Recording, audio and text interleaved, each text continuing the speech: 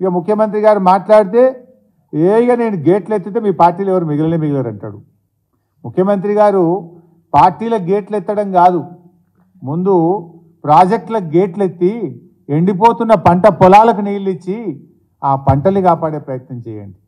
మిమ్మల్ని పరిపాలించడానికి అవకాశం ఇచ్చారు ప్రజలు. ప్రజలు కష్టాల్లో ఉన్నారు, రైతులు కష్టాల్లో ఉన్నారు. ఇవాళ ఏమవుతుంది రైతులు మీరు చూడండి, రైతుల పరిస్థితి ఎట్లా ఉందంటే జలగోస. ఇది ఎండిపోతున్నాయి, చివరికి గొర్రెలు మేకలు పశువులను మేస్తున్నటువంటి పంటలు మేస్తున్నటువంటి పరిస్థితి. ట్యాంకర్లతో పొలాలకు నీళ్లు పెట్టుబడి పెట్టిన కనుక కనీసం ట్యాంకర్లతో పొలాల్ని కాపాడుకునే ప్రయత్నం. ఎండమంట తాగునీటికి తంట. ఇది చూడండి, ఆనాడు కేసీఆర్ గారు ఉన్నప్పుడు ఎండాకాలంలో మత్తళ్ళు దుంకుతున్న చెక్ డ్యాంలు ఈరోజు బోసిపోతున్నటువంటి చెక్ డ్యాంలు. హైదరాబాద్లో మంచినీళ్ళ కోసం అర్ధరాత్రి వరకు వాటర్ ట్యాంకర్ల సప్లై, మళ్ళా బిందెలు ఖాళీ బిందెలు ట్యాంకర్ల చుట్టూ పరిస్థితి. నగరానికి నీటి ముప్పు.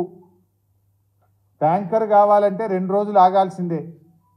కేసీఆర్ గారి హయాంలో అసలు ట్యాంకర్ కనబడ్డదా? ఖాళీ బిందెలు కనబడ్డాయా? మీరు వచ్చిండ్రు మళ్ళా ఖాళీ బిందెలు, ప్లాస్టిక్ బిందెలు, ట్యాంకర్లు కనబడతా ఉన్నాయి ఈరోజు. అదేవిధంగా ఈరోజు రైతుల ఆత్మహత్యలు. వీళ్ళు అధికారంలోకి వచ్చిన తర్వాత ఈరోజు 174 మంది రైతు ఆత్మహత్యలు చేసుకున్నారు. వాళ్ళ వివరాలతో సహా, ఏ ఊరు, వాళ్ళ ఫోన్ నంబరు మీకు మీడియా కూడా ఇస్తాం,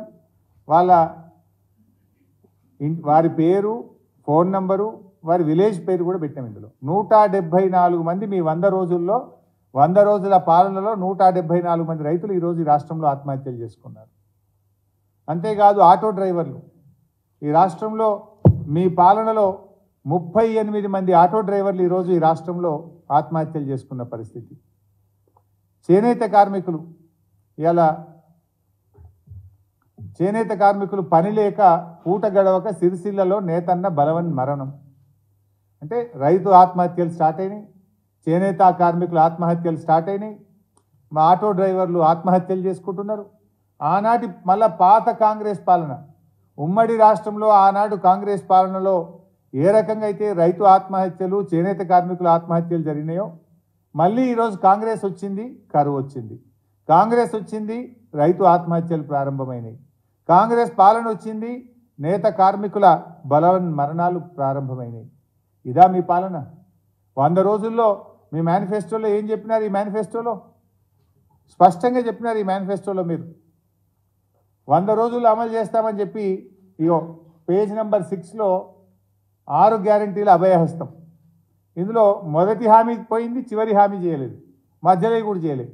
మొదటి హామీలోనే ఏముంది? ఇందులో మహిళలకు ప్రతి నెల 2500 రూపాయలు మొట్టమొదటి హామీ.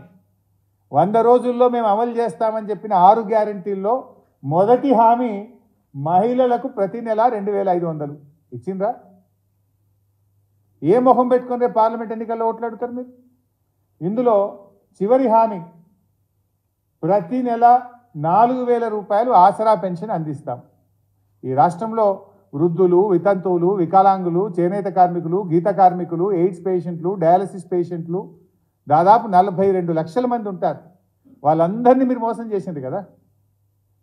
మీరే చెప్పింది కదా, అవ్వా డిసెంబర్ నెల నుంచి నీకు 4000 పెన్షన్ రాబోతుందని.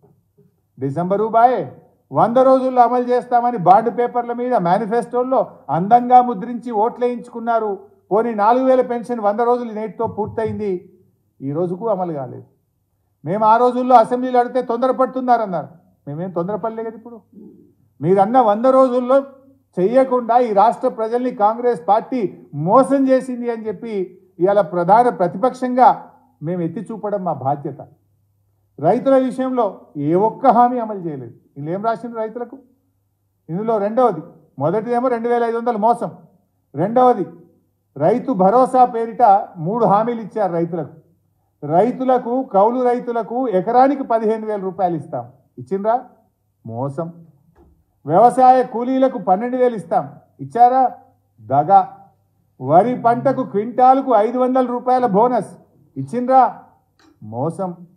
రైతులకు ఇచ్చిన ఏ ఒక్క హామీ అమలు చేయకుండా ఈ రాష్ట్ర రైతాంగాన్ని నట్టేట ముంచింది కాంగ్రెస్ పార్టీ. పైగా ఇవాళ కరువు వచ్చింది. ఈ కరువు నిజంగా కాలం తెచ్చిన కరువు కాదు, కాంగ్రెస్ పార్టీ తెచ్చిన కరువు. అంటే ఇవాళ మేనిఫెస్టోలో మీరు ఏవైతే చెప్పినరో ఏ ఒక్కటి కూడా అమలు చేయకుండా ఈ రాష్ట్ర ప్రజలను, ముఖ్యంగా ఈ రాష్ట్రంలో ముఖ్యమైన వాళ్ళు ఎవరు? రైతులు, మహిళలు, నిరుపేదలు ముగ్గురిని మోసం చేసింది.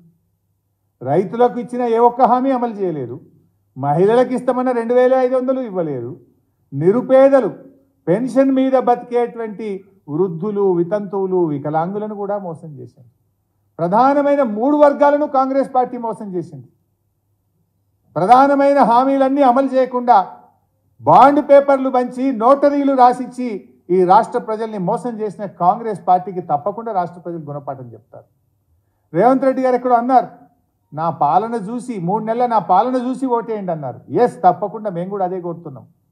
100 రోజుల్లో అమలు చేస్తామన్న హామీలను అమలు చేయకుండా రేవంత్ రెడ్డి గారు, కాంగ్రెస్ ప్రభుత్వం మోసానికి రేపు పార్లమెంట్ ఎన్నికల్లో రాష్ట్ర ప్రజలు తీర్పునియాలని మేము కూడా కోరుతా ఉన్నాం.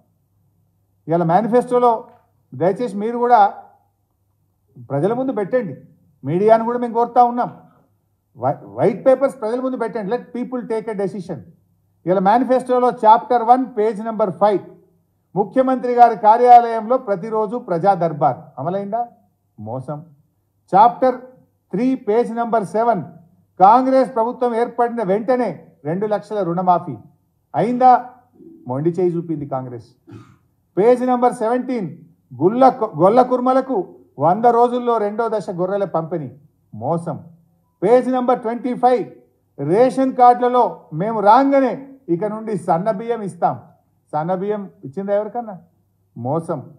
పేజ్ నెంబర్ 26 ప్రభుత్వ ఉద్యోగులకు పెండింగ్లో ఉన్న 3 డిఏలను తక్షణమే చెల్లిస్తాం. మరి 100 రోజులు నిండినా 3 డిఏల్లో ఒక్క డిఏ కూడా ఇవ్వకపోతుంది. మొన్న ఉద్యోగ ఉపాధ్యాయులతో ముఖ్యమంత్రి గారు స్వయంగా సమావేశం పెట్టి క్యాబినెట్లో మీ డిఏ మీద నిర్ణయం తీసుకుంటామని ఊరిస్తిరి. క్యాబినెట్లో సపోర్ట్ లేకపోయాయి. ఇవాళ 4 డిఏలు ఉపాధ్యాయ ఉద్యోగులకు పెండింగ్లో ఉన్నాయి. మీ మేనిఫెస్టోలో చెప్పినప్పుడు 3 ఉండే, తర్వాత ఇప్పుడు ఇంకో డిఏ మొన్న కేంద్ర ప్రభుత్వం ఇచ్చింది. అంటే ఇలా ఉపాధ్యాయ ఉద్యోగులను కూడా మేనిఫెస్టోలో చెప్పి ఎన్నికల సమయంలో మాట ఇచ్చి ఉపాధ్యాయ ఉద్యోగులను, ఈ రాష్ట్ర ఉద్యోగులను మోసం చేసింది కాంగ్రెస్ పార్టీ. ఇంకా టైం ఉంది, 100 రోజులు ఇవాళ, రేపు నోటిఫికేషన్ వస్తుంది అంటున్నారు. మీకు చిత్తశుద్ధి ఉంటే వెంటనే ఉపాధ్యాయ ఉద్యోగులకు 4 డిఏలు విడుదల చేయాలని చెప్పి నేను డిమాండ్ చేస్తా ఉన్నా.